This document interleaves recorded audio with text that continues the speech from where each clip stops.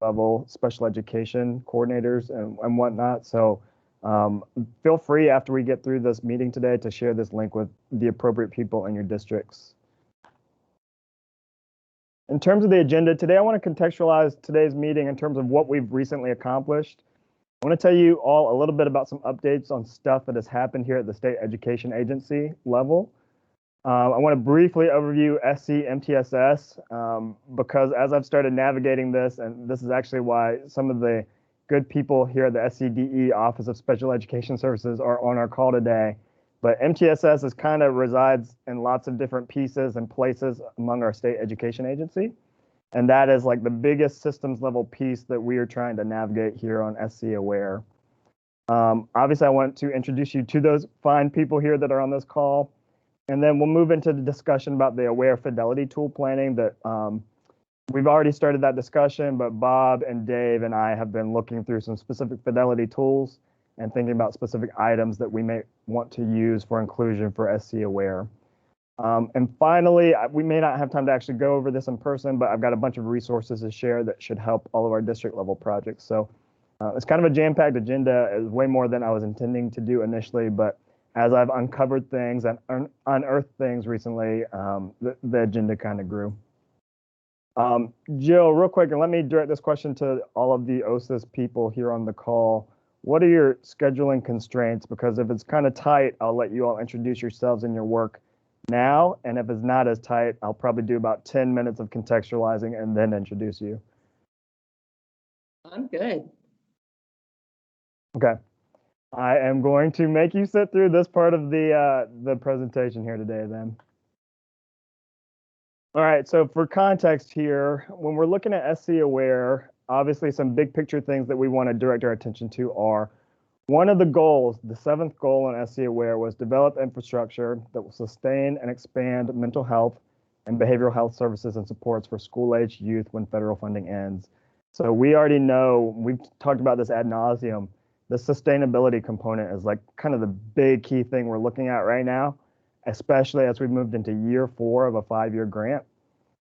The first SC Aware objective, in addition, I put this side by side here, is by the project end, 90% of partner LEA's 56 schools will implement school-wide PBIS with fidelity to foster a positive mental health learning environment, promote resiliency, and prevent serious behavior problems.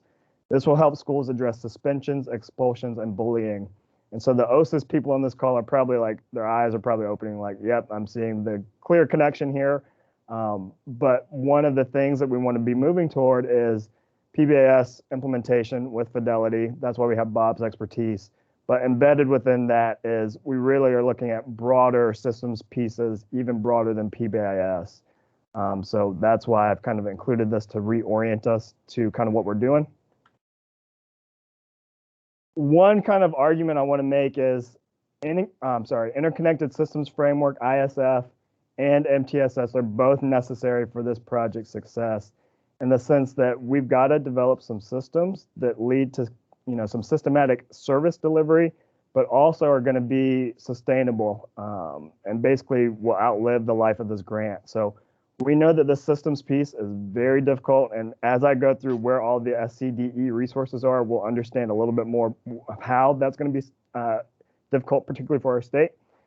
But it's something that will take multiple years of work. So we can start that work now while we've got this grant funding and while we've got these great resources and expertise. And then when the grant funding ends, I want all the district level coordinators to understand the SCDE is still here to support you in lots of different ways.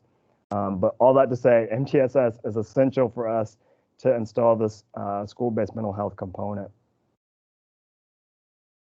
All right, so to contextualize here for our OSIS people who are joining, and just to kind of remind our LEA coordinators what's going on, because I know it's been probably very busy and hectic in your school districts. The first time we met in this kind of capacity, we reviewed the year 3 Aware findings. So that was that great work that came out of Pyre and Dave's team. We saw a lot of data that indicated a lot of good movement across the board. We saw some data that indicated maybe some differentiated results here between elementary and then secondary education in terms of what Aware was kind of moving the needle on. In our second meeting, the last meeting that we had, we started some action planning. And so we started talking about the direction of MTSS and ISF development. That included talking about things, I know Bob has talked about these initiative inventories like working smarter, not harder. I think we referenced some of those NIRN resources related to implementation science. Talked about fidelity tools and planning, talked about the need for teaming and database decision-making processes via processes like TIPS or PDSA, talked about the need for resource maps, screening, and then obviously all this tiered service development. One additional thing we talked about is, we know that it's not realistic. We're not going to get 90% of our schools implementing PBS with fidelity here in a 2-year span, but we can do some very targeted rollout here along these last 2 years of this AWARE grant and start getting your districts hopefully moving in a way that builds a little bit of momentum for you to sustain that momentum even after the grant funding ends. The main takeaways from those 2 meetings were, one, educators need support with their systems. And so when we looked at that qualitative report and looked at some of that information that was coming out, the educators are almost pleading for help in some instances, saying, we really need some help with MTSS. I don't know what the systems are. I don't know what the services are. I have no clue, really. And then obviously the other big point is we need to either adopt or create a fidelity tool, which will help with their action planning to get to the stuff that we're talking about here in that meeting too. So at the SEA level, here's some of the progress we've made since our last meeting about a month ago or 4 weeks ago. We've done additional work on that MTSS fidelity tool. I have begun that process, that very kind of nitty-gritty process of navigating where stuff is within our agency here. I've reviewed some additional technical assistance resources, coaching, and done some digging into some other similar South Carolina projects for school-based mental health. And then for the LEA coordinators, I've shared a bunch of resources related to some incredibly relevant technical assistance. So prior to these AWARE SEA grants, there were several grants that ended up coming before that preceded the grant that we've got, housed with resources housed within the Now is the Time Technical Assistance Center, 2014-18. I've linked that here. If you were not already a member of that, basically it's free to do, but they've got information that is so immediately pertinent to AWARE that it would be like malpractice for me not to mention it. So they've got stuff related to sustainability, billable services related to mental health, anything that we've come up against is probably in there. So I want to make sure you're aware of that. The other resources I want to make sure that you're aware of are here at the agency. Suzanne Snyder is obviously leading those Mental Health 101 series webinars. I think they're on Tuesdays this month. And it looks like a lot of you have already logged in and gotten a lot of good participation from your districts. So I just want to make sure you're aware of that. And then I've got some miscellaneous resources here appended at the end. Before I move on, that was a lot. Any specific questions or thoughts from anybody? Okay. All right, so right now what we're doing, we're looking at fidelity tool adoption, as well as where the heck are the SCDE resources for the things that I need in my district right now. So we know that the fidelity tool work we're doing is going to aid that system development via a very clear long-term action plan. It's also provide us a record of progress. So where did we start, where have we been, and where are we going? We also know that these SCDE resources exist and will basically support your districts after this grant ends. The kind of major selling point of fidelity tools is that they promote reflection on the adoption and implementation of successful practices. For example, needs identification or systems delivery. So I've got a question for our district level coordinators. You're welcome to chime in, unmute if you'd like. If we have a school building full of kids, and I've just taken a generic photo I found off the internet here, probably 20 minutes before we met. We got a school full of kids. Which kids do we know need help? And what kind of help do we know them to need? How do we know this?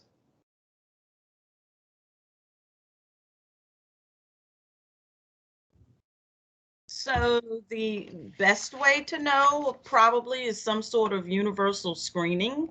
I like the concept of kind of targeted screening, and then certainly having teachers to get to know their students and making sure that they understand the process for getting assistance. Lisa, that's perfect. I think that touches on a few things that kind of modern systems development does. universal screening, early identification, some kind of systematic identification. That's perfect. So if we're looking at a big old group of kids in a school or a district level, we're looking at scale here. We know nationally something like 10-ish% of youth ages 12 to 17 experience one or plus major depressive episode. We know at scale, something like 8% of youth will use prescription drugs for non-medical purposes. We know that a lot of youth will experience traumatic events in life. So if you've ever done any of those traumatic, trauma skilled trainings or anything like that, you'll know that there's lots of issues that kids come into the building with. We also know if we pull some of our SE Aware district information, if we look at things like scoring C or higher on English end of course assessments or C or higher on algebra end of course assessments, there's some academic needs too. So obviously some of that is academic instruction or intervention, but some of that might be related to other things that we're not necessarily thinking about, like mental health concerns or social emotional learning, different kinds of things, different things that systems should hopefully be able to address. So where I'm going with this is, we know from our systems development, we've got to have some very specific things in place. Best practice would say that we have a structured process to figure out who needs what and what they need and when they need it and how long they've had it and see what that progress looks like. And practice, and this was what my finding when I was in school systems, is that process is not always that structured. Sometimes it's a semi-structured process. Sometimes it's completely teacher referral. Like I noticed something and now we're going to start some kind of opaque process to try to get this kid some help. So obviously the goal here is we want some clear, transparent systems in place. And I know that our districts have started those processes, but this Fidelity tool is going to help further clarify and kind of make this process clear. Some of the elements that need to exist in MTSS or ISF framework include universal screening, not only to identify students in need, but obviously to differentiate between different kinds of needs. So, if you've got 10% of students struggling, that might be an intervention kind of thing. But if we've got basically the entire building of students is struggling, we need to really think about our tier one, our universals. If we've got one specific classroom that's struggling or kind of overrepresented with exclusionary disciplinary practices, we know that's a very different kind of solution than getting all those kids in interventions. So universal screening and that data will help us build out exactly what it is that we need to be doing. And as Lisa mentioned, it couldn't be differentiated by developmental need or more targeted. So we know, for example, things like depression that may manifest in adolescence, we might need to do some more targeted screening at that point. The other big things, the other big elements we know that we need out of a modern MTSS system is we need to have some resource maps, not only to kind of direct students to appropriate help, but also in the planning process to identify gaps in service delivery. So SE Aware has done some really good stuff. We've basically, created all kinds of different services that maybe did not exist or did not exist to scale prior to this project. But I'm sure that in your districts, your teachers and your educators, your principals probably recognize there's probably some gaps that we may not be meeting. And so resource maps are a critical tool to identifying what those gaps are. The other kind of thing is we need some clearly defined tiered services. So Bob has kind of been touting this the entire time, but we need to know what's a tier 2 intervention for this school. What is a tier 1 universal for this school? And it needs to be clear how you move into and how you graduate from those things. So again, broad picture, that's what kind of our systems framework looks like. I'll kind of now dive into the nitty gritty of where the help is for these different parts of the system. Does anybody have questions or thoughts or comments so far?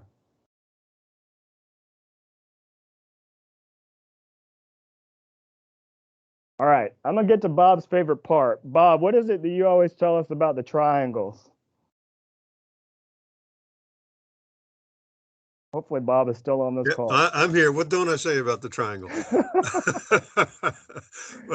Most recently, I've been saying, we always talk about silos, and everybody says we're all in our own silos. And I think what has occurred is everybody has bought into the triangle. All the different. In fact, I was at Medical University of South Carolina. They just received a big grant to do some health work. And they're using the public health triangle, which is what the triangle is. So everybody's bought into the triangle. So now when we all talk, it sounds like we're all doing the right thing. But guess what? The problem is we're not in our own silos. We're all in our own triangles now. We've got to get those triangles merged. Yep. So as Bob has mentioned ad nauseum, we got to get these triangles talking. So I'm really glad OSIS is here. And OSIS, I apologize for making you wait. I'm about to give you your minute in the limelight here. But in this interconnected systems framework, it basically is this idea that in the school building, you've got MTSS going on, which consists of a bunch of systems. And then in the community level, you've got all these other systems and processes going on too.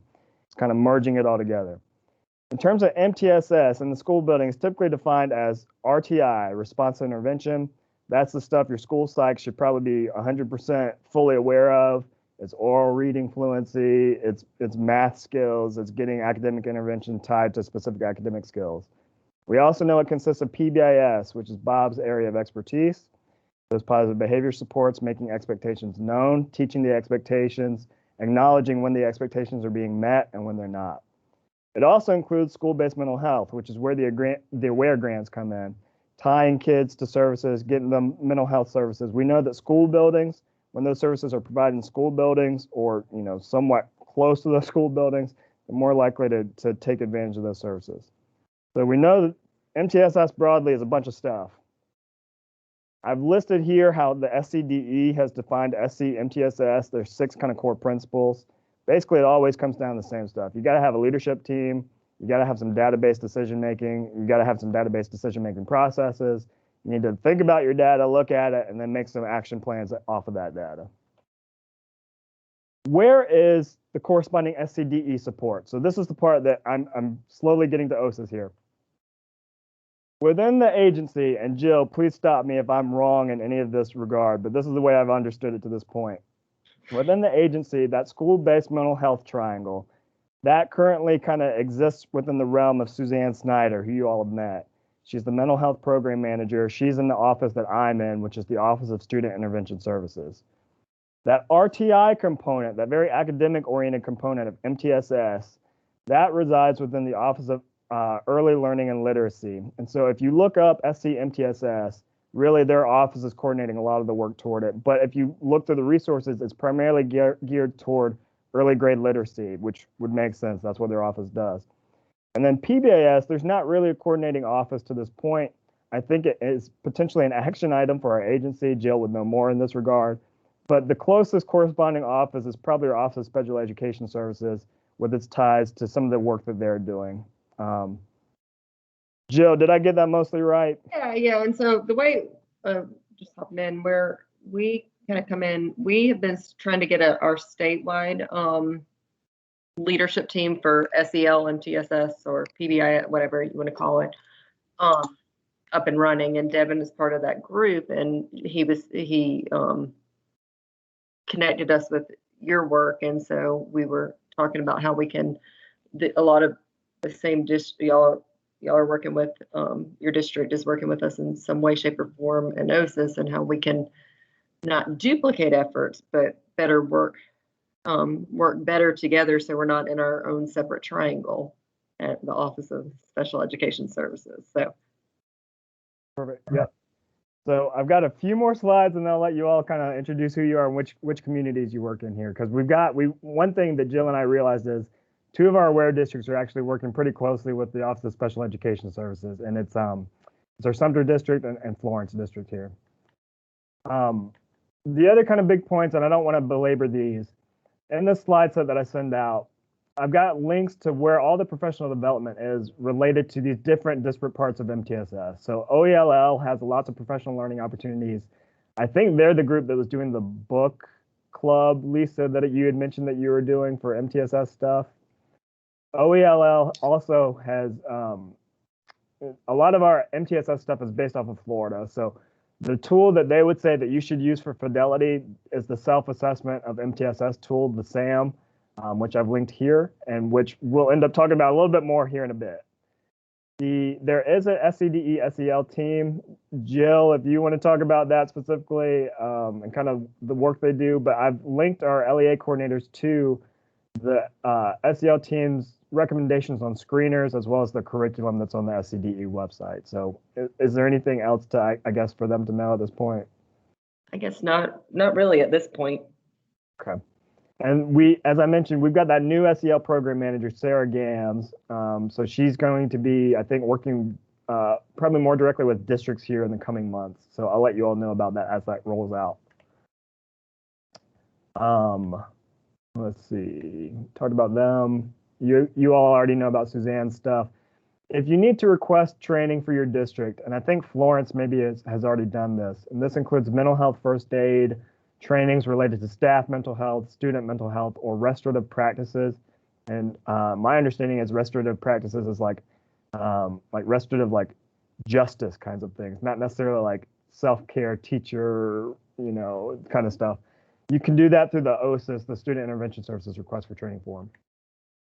In terms of the PBS stuff, right now, the best advice I can give you is use Bob, lean on Bob. We don't have a coordinating office at the moment. And then the OSEP, National Technical Assistance Center on PBIS, which if you look through the SCDE stuff, it's linked to that center, and that's a lot of good stuff. All right, so I think I'm finally getting to OSIS here. So OSIS works with districts. They assess data in 4 specific areas: early childhood, academics, social emotional learning, and post-secondary outcomes. They do something called a root cause analysis whenever they're working with districts at the kind of most intensive level of support. And on top of that, through OSIS, you can request some professional learning opportunities as well as some systems level coaching. And Jill, correct me if I'm wrong, this is through the BASC. Well, and I was going to say, Bob works a lot with BASC, and if you go to their website, there's a lot of really good resources on there. Yep.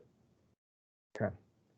So, but in terms of me getting all the stuff that y'all do, is this looks right? Yeah. Yeah. Yeah. Okay, good. So districts are required to do what's called a root cause analysis, or if they're a tier district, and like Sumter and Florence have done one, and looking at and so we have our OSIS team, and there's a few of us on here, and y'all feel free to hop in at any point if I leave anything out. But we then work with the district and help connect them to the support that they need, and based on their needs. So Cheryl, Ashley, Diane, anything y'all want to add about that? Hi, everybody. This is Cheryl Fitz. It's a pleasure to be here and hear all the good things that have already started happening for our districts. I am part of the OSIS Social and Emotional Learning team, and I'm also Cohort 3 team lead, and which means we work with Florence 1. Florence 1 is a tiered district, so they've done an RCA. The RCAs are broken down, as Jill already said, in several categories, and those districts have the opportunity to decide which areas they want to focus on for the next couple of years as we work with them through the SOTA process. So I think Jill kind of shared everything that we basically do. They can ask for PLOs as they're developing an action plan. Each one of these districts have to develop a quality improvement plan, which is basically an action plan to say what they will be doing over the next year or so to work to improve any areas where there were some deficits. Thanks, Cheryl. Mm-hmm. Cheryl, you said you work with Florence. Is there a specific contact that might be useful for our Florence LEA coordinator to know who that is? Yes, their cohort manager is Sarah McKay here in the OSIS office, and she works directly with the Florence 1 Special Education Director or Executive Director, and that is Brian Denny. Perfect, thank you. Mm-hmm. Devin, this is Ashley Davies. I'm also on the OSIS staff, and I echo Cheryl's description of what we're doing over at OSIS. I am on a different team, so I am on Diane Bennett's team, and I currently am the cohort manager for Sumter County, who I know has been a part of your work. And so we are just in the process of diving into Sumter's root cause analysis and helping them to, like Cheryl said, develop a QUIP so that they're able to formulate some goals and some action plans, and we can get them aligned with the resources that we have to make improvements in their special education programming. Perfect. And Jill, you may go ahead. I'm sorry, this is Diane Bennett. I just wanted to introduce myself and just, reiterate what Ashley and Cheryl have said. We are working in cohorts. I am working with cohort 1, and I'm the social emotional learning representative to that cohort. So I work with Ashley, and we'll be working with Sumter. And I think, I just love the fact that we're working together and collaborating. As we always say in the Office of Special Education Services, our special ed kids are gen ed first. And so, if we can work together and make sure that we are providing all the services and we're not duplicating, that we're all working together to get these services for those students. And so I just wanted to, let you know that I am here and will be happy to work with those folks in Sumter as well. Perfect. Thank you all so much. Hey, Devin, go can I ahead. ask you a quick question? This is Teresa Phillips with Anderson School District 2. Yes, go So ahead. our special ed services director is new. And so who would I connect her with to begin that process? Would it be Jill? You can, and I can connect her with her cohort manager. And we are here. And that's me. I'm Ashley. I am Anderson okay. cohort manager. So I work with Tiffany very closely. And so I can. I was going to say, Tiffany would be jumping all over this. She's pretty excited, is she not, Ashley? She is, and she's wonderful to work with. And she's such a go-getter, and she wants to bring great things to Anderson too. So yes, we can. I'll make sure that Tiffany is aware, and will. Tiffany is not a tiered district, Jill, just a heads up, but we can let Tiffany opt in, and we'll get her the information that she needs. We work collaboratively together. Actually, our offices are side by side, and we collaborate so much on our social emotional learning and, just the process and the behavioral needs of our students. So I just wanted to make sure she was aware of this. Thank you.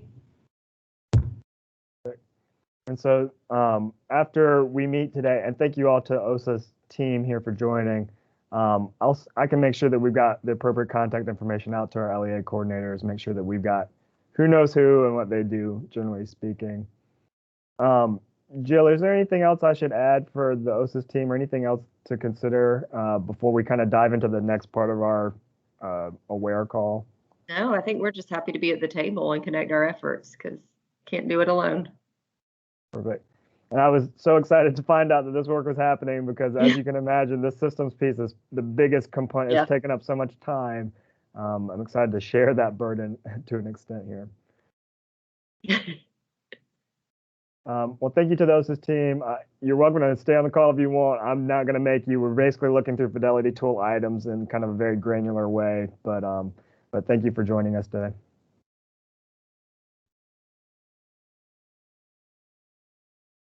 All right, so we're going to shift gears, and now this is where I need really the LEA coordinator's input, and I want Bob and Dave to chime in too. For the Fidelity tool planning process, one of the things we've talked about is we need it usable. So we don't want to do a tool that's going to take a ton of coaching and training to implement. We don't want to use a tool that basically is not going to end up resulting in any kind of action plan or change. So when Bob and Dave and I have met, we looked through several different tools, specifically the TIC, the SAM, the TFI. SHAPE has school and district level versions of the school mental health quality assessment. And then I pulled and looked at some of this kind of district and state level Fidelity tools, the DSFI and the SSFI. And basically we came to the determination that probably we need to narrow our efforts and look down at the TIC and the SAM in particular. So what I've got here on the next few slides are several different items that we may want to consider, and we can take our time the rest of our time today to kind of walk through them and think about these items in terms of a Fidelity assessment and then in terms of how that might shape action planning. But we want to kind of create something that, again, is usable and not going to be an overly burdensome tool, but could at least get us started thinking about where the heck are we right now with our systems piece and where should we maybe be going with our systems piece. Dave and Bob, please let me know, did I represent that accurately, or is there anything else to add? No, I think you did. The number of options here, there are so many tools that have been developed over the years, and you don't mention them at all here, but what you've mentioned is a good representation of what's out there. Just one thing I would like everybody to know, I'm on the team that is actually reviewing it. They're getting ready to come out with the TFI 3.0, and we're in the process of reviewing those elements now. But it's not going to be appreciably different than what the 2.1 is. And it's going to be a while before that's out and published. So I just say that to anybody on the call who's familiar with the TFI. That's used pretty broadly as well. So there's a new version of that coming. Perfect. I think our next step here is we can go through these items one by one. One thing I want to reiterate here is that our aware districts don't necessarily need to implement the same specific tool or even the same specific item. But we do want to think critically about like the kinds of things we're having people assess and where that would basically lead to an action plan. So unmute yourselves. Let's roll up our sleeves and start talking. For the first 4 items I've got, so we've got about 15 that we kind of narrowed down as likely the most applicable for you all. The first item is the principal is actively involved in and facilitates MTSS implementation. Maybe I'm trying to think about process here. I can't see the chat at the moment, so I think we're just going to have to talk out loud. Let me know yay or nay from the 3 coordinators if that's one we think we should keep. This is Teresa. I think so because the principal is involved in the MTSS process in their building. And I feel like once we have buy-in from the admin, things go a lot further in each building. I know for us, our principals are on our district MTSS team. Perfect. Kathy, Lisa? This Bob, and I don't want to, Lisa and Kathy, please cut me off. One of the pieces of this, though, and we learn out of PBIS, is that you generally do not want the principal to be the chairman of the MTSS team. That's an important distinction because what happens then, it becomes an administrative initiative rather than a school-wide initiative. So principal needs to be on a team, but we generally like the principal not to be the chair of the team. Kathy, Lisa, does this seem like an appropriate fidelity tool item for y'all? I'm going to agree that the principal needs to be very active, and also with Bob, because principals have so much on them that they need to delegate this, but stay as a close resource and support throughout the process. Okay. Lisa, is this a cell you can make within your district, Lisa? Yes, I put that in the chat. Okay. Absolutely. But I think to Bob's point, their involvement does need to sort of be clarified and defined because it does have a way of becoming their administrative initiative. So, and I also think there are so many ways that the State Department can help us with this. And I think one of those ways is by defining that administrative role, and maybe even some education for district leadership so that they understand it better, so that they can guide principals, if that makes sense. Mm-hmm. So I think what I'm hearing you say is a request for basically SCDE coaching for district level admin or school building level principals, I guess. District and school. Yes. Okay. Because I guess for me, what I'm kind of learning, this is a major State Department initiative. I mean, it's all of ours, but this is a major State Department initiative. And so I think in order to help us get it done, it really helps if they are guiding the leadership for us. Okay. Perfect.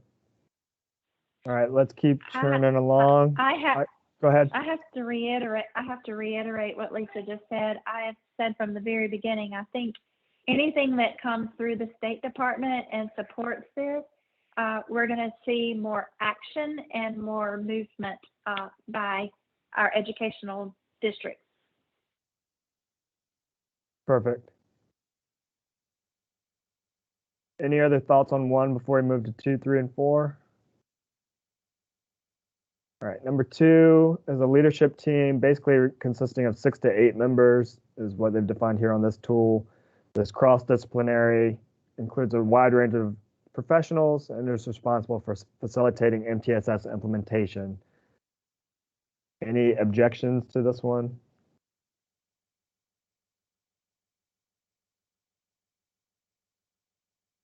Okay. 3, and somebody please read the chat if something's showing up in the chat. I can't see it at the moment while presenting. 3, a strategic plan for MTSS implementation is developed and aligned with the school improvement plan. Another natural probably alignment is with the SPED plans that the OSIS team was mentioning.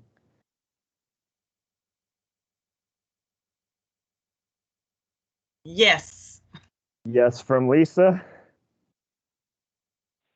Yes, from Teresa as well. Yes from Most Teresa. definitely. Yes. Yes from Kathy. Okay, perfect. Any specific thoughts or anything I need to take a note on related to that item before we move to 4?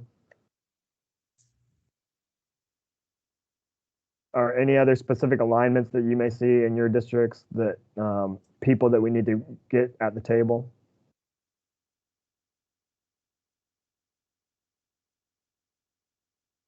Okay.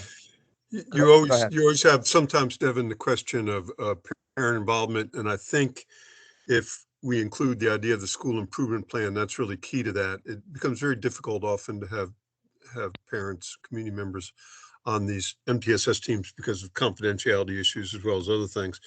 But being able to say that they had input through that improvement plan, I think, is critical. So while they may not be on the team, we have to remember sort of the parents and that they can have some form of sort of input of what's going on.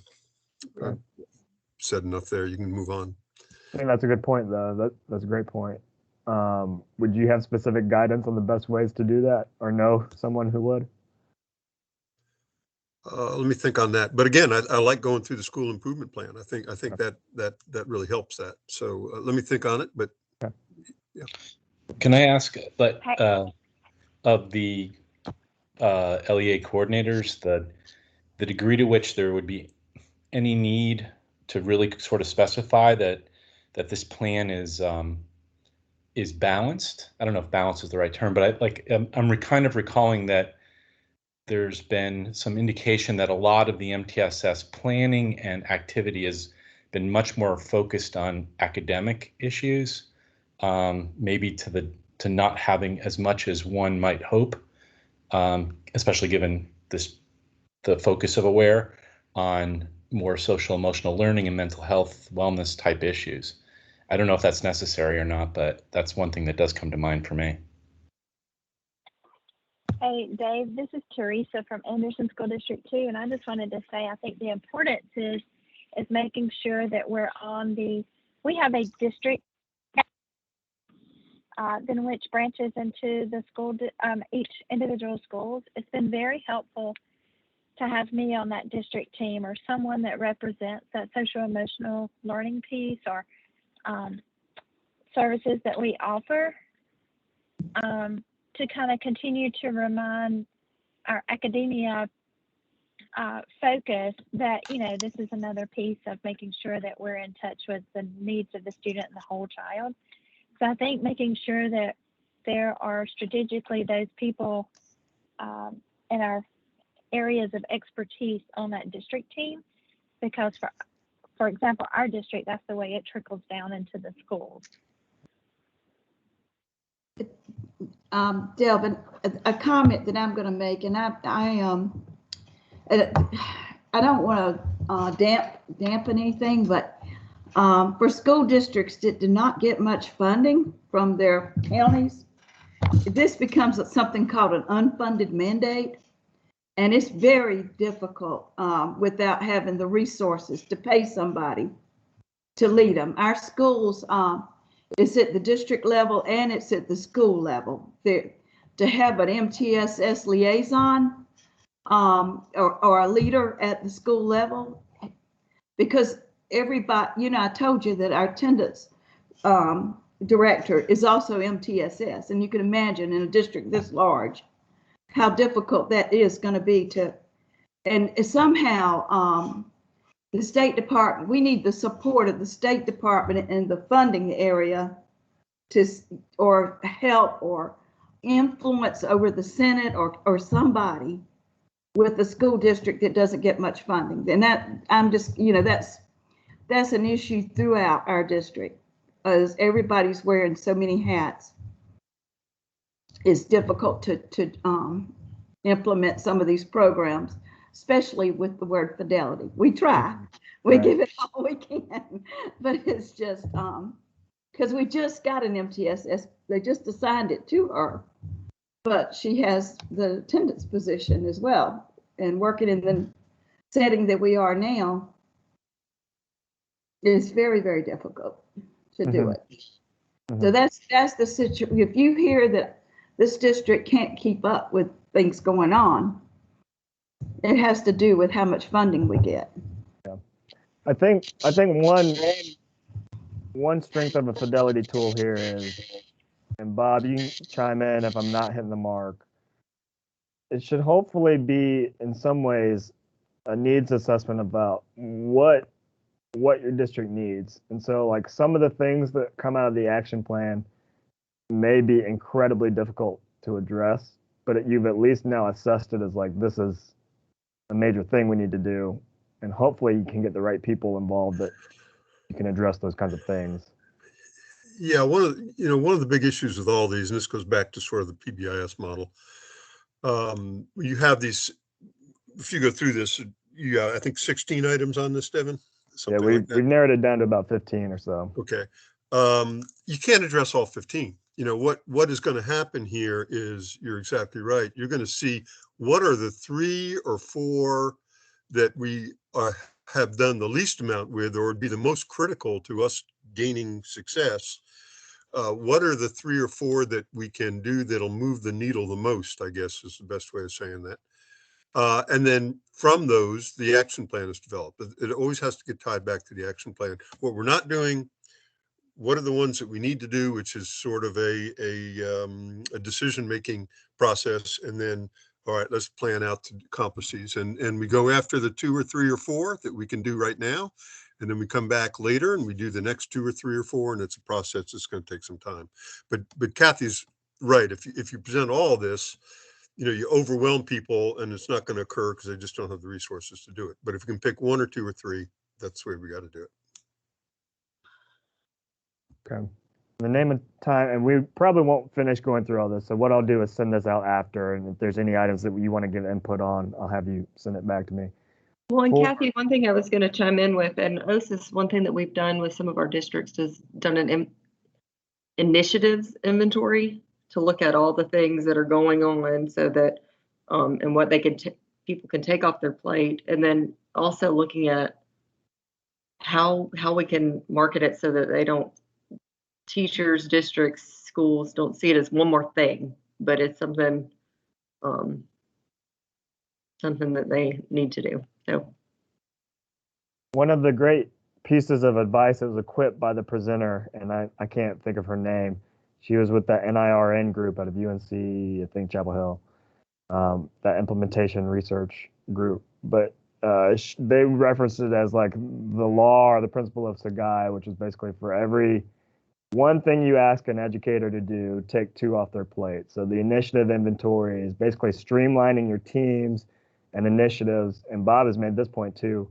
The administrators in the buildings probably would really appreciate having a matrix of what all teams are going on, what are the goals of those teams, what data do they look at, what kinds of initiatives do we have going. It can kind of focus your efforts a good bit. So I think that's a great point. Working smarter. Yep. How do we feel, LEA coordinators, how do we feel about number 4?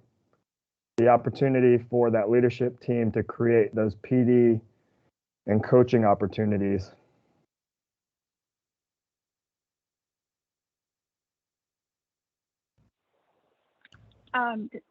Devin, I'm just going to mention for PDs, I think that's one of the biggest barriers in the school district that I have struggled with is time.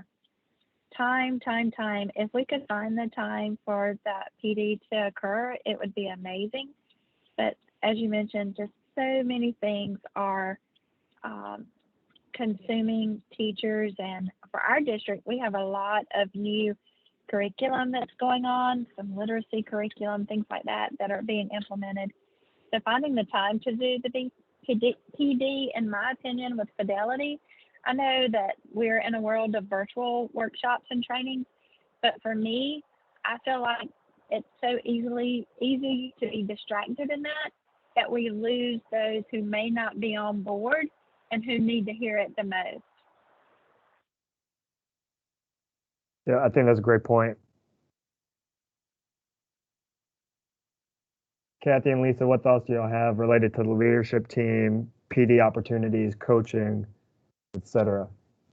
I think it's an important item for us to focus on, because you either get helped or supported by your leadership or you don't.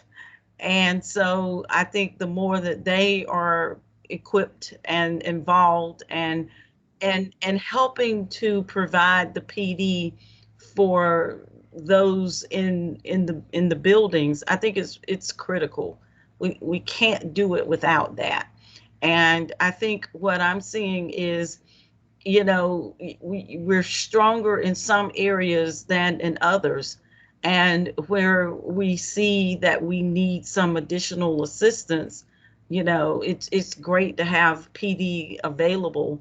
And we've got some professional development days built into our school calendar. We just had a district-wide day. And so we've got some opportunities to do some training. And so to have something that is available to assist us to make it easier, I think administrators need that.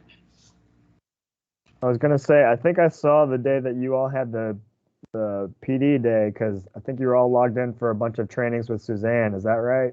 Yes, she did all of our teachers she did the training on mental health for educators. And I was a part of listening because I wanted to hear the presentation. She did an awesome job. It was great. And we need more of that. If I look at where our tiers are just really struggling now, tier 1, and it's because kids have not just come back from COVID, the break or the interruptions and disruptions with COVID that COVID has caused. That's not the only cause of our problems. Mm-hmm. There's a lot of other stuff, the least of which is TikTok. Okay. I've heard about these challenges, I think, from several people at this point. The challenges are creating challenges. And tier 1, it even made me step back to think about what other things outside of mental health can I do within my district? Because and this is a side note, but I almost think we need some credible athletes, and maybe even school level or nationally known, coming out, talking to kids and saying, this is crazy, stop it. Because kids are so influenced by TikTok now that it's creating a lot of problems for schools everywhere. And we just got to pull back from it. I'm done. Okay. Lisa, I'll just add very quickly, we can kind of keep going through the next few items we can get through here. Did you all participate in that anti-bullying summit last week? I did not. Okay. I didn't know if your district did. I probably could find that out here within my office, but we ended up having 2 former NFL players that were USC Gamecocks that came and virtually talked to kids, all grade ranges, and kind of promoted a kids book that they'd written. But if you find that the athletes are more influential aside from the Go Lime Green events, that might be another avenue or route. Yeah, I think we're gonna have to do something because these TikTok challenges, again, it's creating some challenges for veteran educators that we really never even thought we'd be trying to tackle. Mm-hmm. Kathy, what do you think about item 4 here? Is this something that's reasonable for your district, or do we need to strike this one? We have 3 half professional days a year during the school schedule. So just to let you know, we have it, but it's very limited. And then again, like Teresa said, curriculum needs have been, because they're teachers and they've got to teach a curriculum, that time is many times devoted, and I have to find groups that are included in that when we have professional development. So it's still a difficult issue. Even though we have it, it's not enough. For instance, I told you I had to use the funding. If somebody, my best route is when I had to have AWARE funding is to pay for teachers to go in the summer. That's been a great benefit of AWARE in our district because we don't have that kind of funding and PD is limited. But one thing, that's why when I look at this, I like the word coaching, because if we could get a staff that could be trained as coaches within a district to coach these teams and coach the administrators, I think that would be the way to advance. Now I know that our structure, but it would have to be more than just one person. It would, our special needs department that we have involved in our early childhood, as well as academics and our intervention staff could work together and do that coaching. I just feel like when you lack as much opportunity, this is MTSS expanding to look at behavior is a very big change in our district. I mean, it's a huge change. So to accomplish that, it's going to take using several forks to get in there and make a difference. It isn't going to be just one. If you concentrate on PD, you're going to miss a lot of opportunity. But the word coaching inspires me some, to think that we could get several people maybe trained in their area, but to know how to support those people who are leading the programs in the schools. There's a second reason for that. I apologize. Devin, go ahead. No, I was actually about to ask Bob, because I know that you're going to be meeting with the new MTSS coordinator out there soon for your input and perspective for that. Yeah, this idea of coaching is critical. You have to do 3 things. You have to provide materials. That's actually the easiest part once you select the materials and they're evidence-based. You have to do PD with them, train the folks in them. But the third part is the coaching, and that's the toughest part, and probably the part that we have not done the best job with.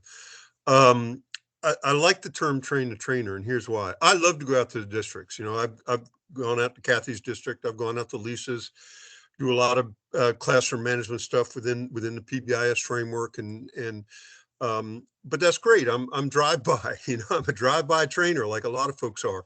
So if we can really think about that, train the trainer, get these coaches within the districts trained, because I'll tell you what, as much as everybody loves to see me, right? Yeah. That's a joke. As much as everybody loves to see me, it's much more effective if that school psychologist in that school or that special ed coordinator or whoever it might be can do the training, somebody they know, somebody that they relate to. That's a much better way to do it. So I think we really need to think at this level of train the trainer or preparing these folks to coach in those districts. We've got to think that way rather than us providing the training. So I think it sounds like a win. This is probably a critical one, maybe for all 3 of our districts. I'll note too that is incredibly in line with the goals of this being a demonstration project. If there was advancement in that could benefit the state as a model, as something as a lesson learned and a positive to potentially take forward and do more broadly. I like that idea too. We've been looking for some models of who's doing it really well. So Perfect. All right. So when we get this tool finalized and we say, LA coordinators, we need people in the buildings and, at your district level thinking about this stuff, we have come to a consensus. These first 4 look good for us. Does that sound right? All right. We've got like 2 minutes left. Let's just take a quick look at the next few items. I'll email out here after. I want to be sensitive to everybody's time and finish right at 3. Item 5, Teresa, this actually comes back to your request here. The scheduling provides actual adequate time for trainings and coaching support to actually administer assessments needed to make those database decisions. So this is probably related to screening or progress monitoring type purposes, or multiple tiers of evidence-based instruction and intervention to occur. So the schedules actually have to support that component actually happening, and for your staff to engage in collaborative database problem solving and decision making. So for that teaming to actually happen, and for a specific school committee or team to come together, review the school data, review the classroom data, review the student data, and think about what you're going to do. Thoughts?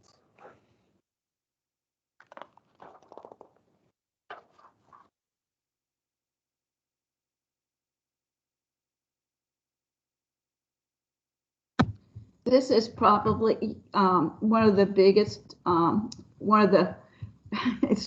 it's needed, I agree, and I'm 100% for it, but yet as far as schools having adequate time to do all this within a schedule that they have to work when they're assigned supervision and they're assigned other tasks in their planning periods, it can be limited. And that has been the problem I've seen with our present MTSS teams.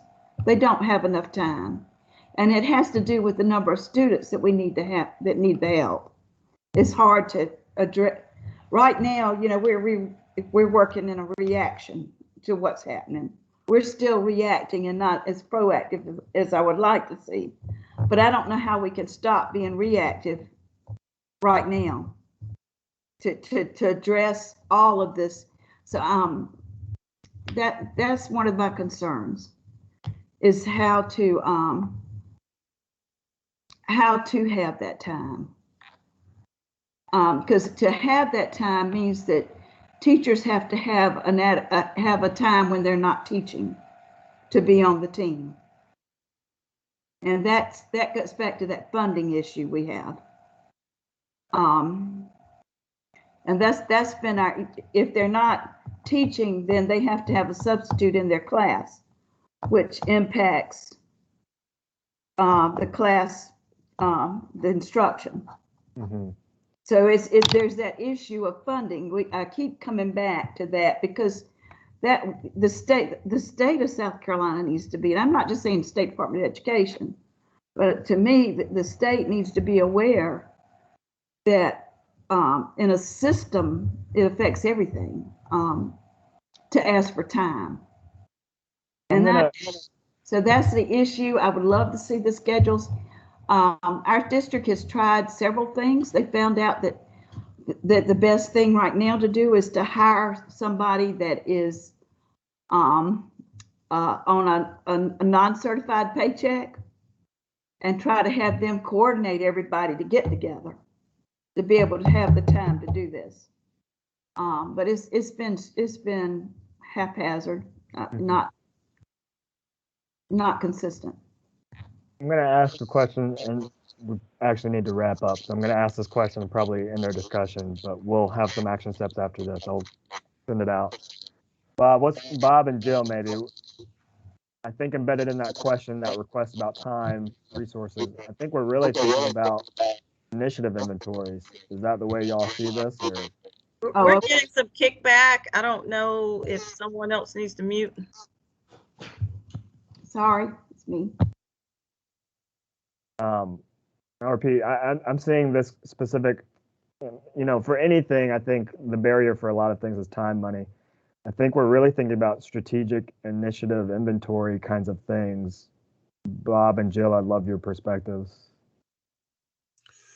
I'll just make a quick comment and then Jill wrap it up. And she mentioned it earlier, this idea of doing this inventory of what's there. So I really see two critical things that we have to do. What are all of the initiatives you got going on? And Devin, you and I, you get to blank triangle out and you start filling in the initiatives. Are they social emotional? Are they mental health? Are they behavior? Are they academic? Now we want to include in some cases, physical health. Where do they fall on triangle? And you really do and it's a long process to go through and do that. And you really go through and you see what we got, what are we doing? And that tells you how unconnected things are. And then you go back and you start looking at these fidelity tools to see, okay, let's look at the systems we have. Let's do the working smarter. What teams are out there? What are they responsible for? Therefore, how do they match up with these initiatives we got going on? And then you can start making some sense out of it. And I'll stop there for Jill. Yeah, I would agree with that. And just like you said, working smarter, not harder. A lot of this stuff, we're doing the same thing in special ed. So how do you partner with the people in your own district to work on all students and improving outcomes? So Perfect. And can I say to folks like Jill, I really, really love the fact that at the Department of Ed, you all are, kind of working out of or coming out of silos as well, because the more you do that, the more schools are getting 2 or 3 different things that are repetitive from different departments. So I really think it all starts at the Department of Ed. And when you all collaborate, it just helps, it filters down. I agree. I really appreciate Devin and him inviting us to the table and us connecting our work, and because I totally agree with that. It is. I think there's hope in this. There's one comment I wanted to make instead of always saying there is hope that if that kind of connection could be modeled in the schools, that would be great. I want to thank everybody for their time. Go ahead. Yes. I'm sorry. I just wanted to be very brief because I am not an educator. I am a mental health counselor and social worker by trade and degree and by heart. So I don't always know the exact lingo and all of the alphabet letters that are put together to make certain things. But I know in our district this year, we have pushed out the PLCs and professional learning communities, and everything goes through there. And I'm going to say, I feel like that is the biggest success for helping our staff to see the whole child.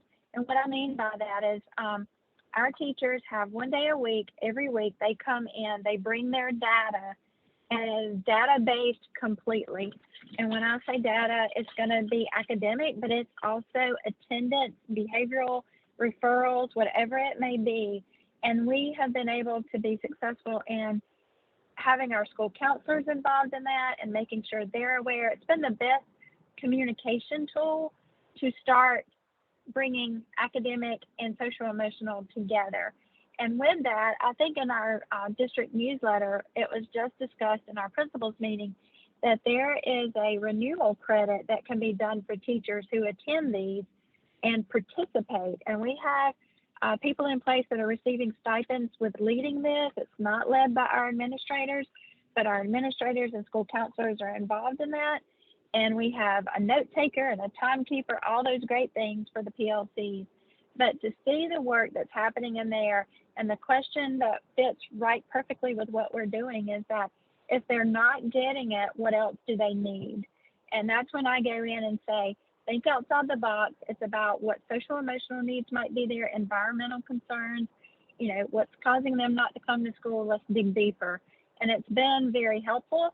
I know it doesn't fit in with some of the letters that we're using, but it's very much been helpful in our district to push our initiatives forward. Perfect. Thank you for sharing that, Teresa. I think that was a great insight. And actually, this is a discussion for another time and day. If that's, I don't know how that development came about, but that, potentially, if it's aware oriented or aware initiated, that's basically a policy development kind of thing. But thank you for sharing that. I want to thank everybody for their time. It's about 3:07. I know you all need to do other things. We will just continue this discussion offline. I'll email, and then to the LEA coordinators, I'll make sure that you are in contact with the specific people here, the SEDE, that may be doing some work related to this with other people in your district, and make sure that, as Bob has mentioned, we are overlapping our triangles here and getting people talking that need to be talking together. Thank you, Jill, for joining us today and for all of your input and help. And thank you, obviously, to Bob, Dave, and the 3 LEA coordinators. I think this was really fruitful today. And Devin, we will get this PowerPoint. Yeah, I'll shoot this thing out to you probably tomorrow. I think I need to make some slight revisions to it, but yep. Thank you. And thank you for pulling all of this together. This is what we really, really need. Perfect. Glad to do it. Glad to have this project going and to have such dedicated LEA coordinators and Bob and Dave. So this has been awesome. Delvin, thank you. And will you be doing it through YouTube, or when you push? It'll probably take about a week and a half, but I got to go through, I think the communications person, he'll put it on YouTube. Okay, thank you. Perfect. Thank you all. You all have a great rest of your day. Thank you. Bye-bye.